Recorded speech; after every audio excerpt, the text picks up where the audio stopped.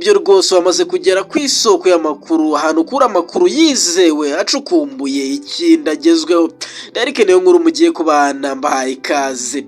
Mu makuru y'ingenzi tugiye kubabwira, turababwira ko Mineduc yatangaje igihe amanota y'ibizamini bisoza amashuri abanza icyiciro rusange azatangarizwa. Turaza kubwira kandi ko mu karere ka Gasabo babiri bafatanywe udupfunyika tw'urumogi turenga 1,100. Tubafite n'andi makuru atandukanye, ni mugiye kure. Derek niyo nkuru mbahaye ikaze. Bakunzi ba Mia Boss TV, katubabwire ko Mineduc yatangaje igihe amanota y'ibizamini bisoza amashuri abanza n'icyiciro rusange azatangarizwa.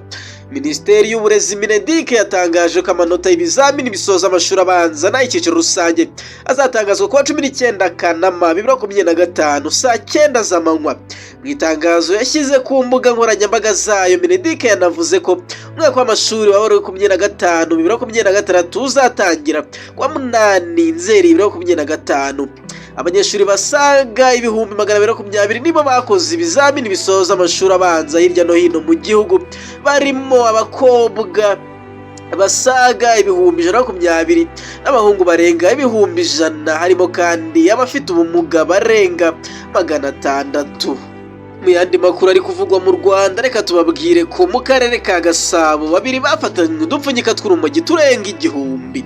Polisi y'u Rwanda yo mu karere ka Gasabo yataye muri yombi umugabo witwa Ngirabatware Ferdinand w'imyaka 35 n'umugore witwa Nyiranizeyimana Honorine w'imyaka 30, nyuma yo kubafatana udupfunyika tw'urumogi 1,144.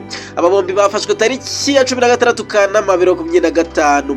Umuvugizi wa polisi mu mujyi wa Kigali CP Weraris Gahonzire yavuze ko aba bafashwe bafite urumogi udupfunyika 1,144 mu nzu batuyemo aho bari bagiye kurucururiza mu murenge wa Gisozi. Ati bafatiwe mu murenge wa Jabana, akagari ka Bweramvura, umudugudu wa Taba, biturutse ku makuru yatanzwe n'abaturage. CP Gahonzire yasobanuye ko urumogi rwari rubitse mu nzu ya Ngirabatware, naho Nyiranizeyimana akaba yaraje kurutwara ngo ajya kurucururiza abakiriya be mu murenge wa Gisozi. Magambo yagize ati bafatiwe mu cyuho bamaze kurupakira mu mufuka.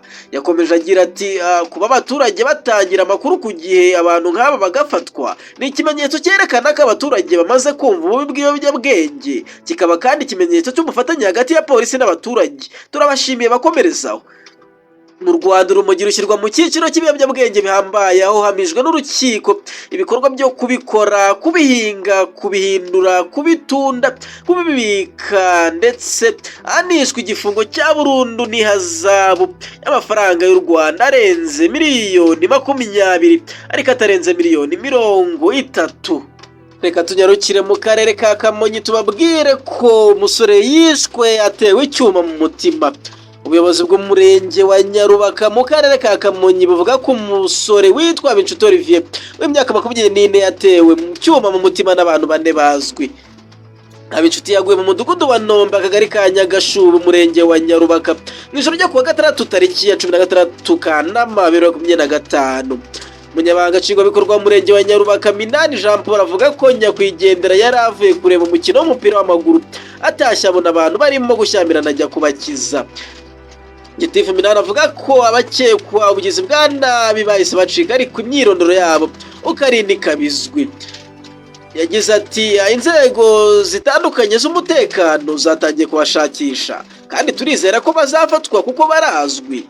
Yavuze ko izo nsoresore zisanzwe zitwara n'abashimira batanze amakuru, kandi asaba abafite imyitwarire mibi kuyihindura kuko bishobora kubaviramo ingaruka zikomeye. Murambo wa Binshuti Olivier wajyanwe mu bitaro bya polisi ku Kacyiru gukorerwa isuzumwa, mu gihe iperereza ku bakekwaho kumwica rikomeje. Mumaze kubimenyera ko tugana ku musozo tutagenda tutababwiye amakuru amwe namwe bavugwa mu myidagaduro.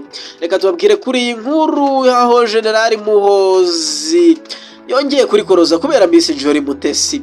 General Muhozi Kainerugaba yongeye kurikoroza ku mbuga nkoranyambaga nyuma yo kugaragaza icyifuzo cy'uko Miss Jolly Mutesi yamubera umugore.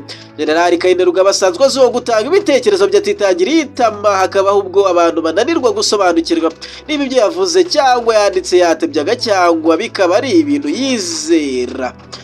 Kuri iyi nshuro yavuze ko umwaka utazaza mu Rwanda gutwara umugore yakunze akaba Miss Jolly Mutesi. ati umwaka utaha nzaza mu Rwanda gufata umugore wanjye, sinshaka ibihuha n'inkuru, arahari kandi nzamugira umugore. Mu gucecekesha bari batangiye kwibasira Jolly Mutesi, General Kayinda Rugaba yagize ati witondere kuvuga ku mugore wanjye, kuvuga nabi Jolly Mutesi birabujijwe kuko kumuvuga niwe kumvuga.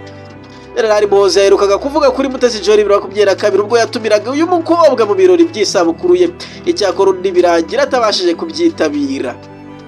Muri Gicurasi 2025 General Muhoozi yasabwe gushaka Miss Jolly Mutesi akamugira umugore wa kabiri, ariko abitera utwatsi avuga ko umugore we yamerera nabi. Icyo gihe yarababwiye ati Muhoozi uzaza utware umugeni wawe, Jolly Mutesi akubera umugore wa kabiri. Mu gusubiza General Muhoozi yaragize ati ushaka Charlotte anyice. Jolly Mutesi kandi amaze iminsi avugwa mu nkuru z'urukundo n'umucuruzi ukomeye muri Tanzania witwa Rugumi Saidi. Nshuti bakunzi ba Boss TV, uyu ni nawe musozo w'amakuru twari twabateguriye. Amakuru yacu nakagaruka tuzasubire ku munsi w'ejo. Ndabashimiye Derek Niyonkuru.